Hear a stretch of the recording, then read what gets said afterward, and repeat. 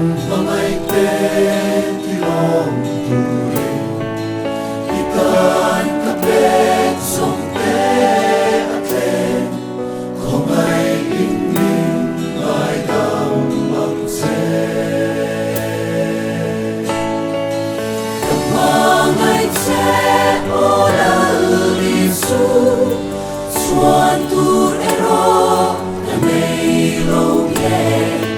Kamangay nga kahanan se Kay topin ka mamay ang se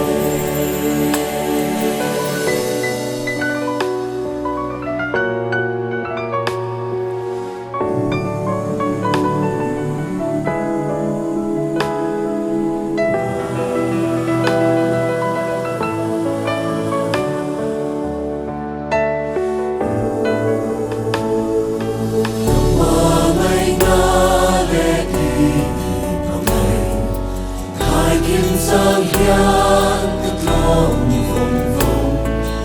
Himangay na asang eme Kito amangay tse kaba Kamangay tse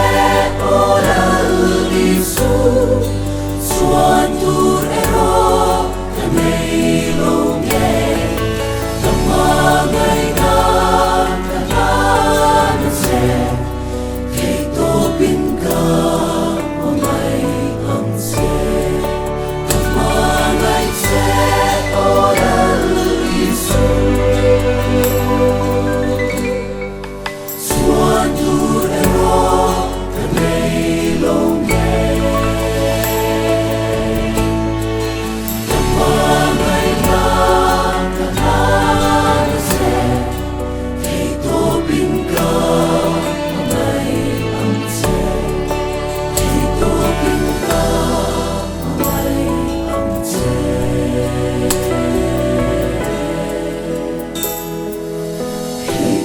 Pinka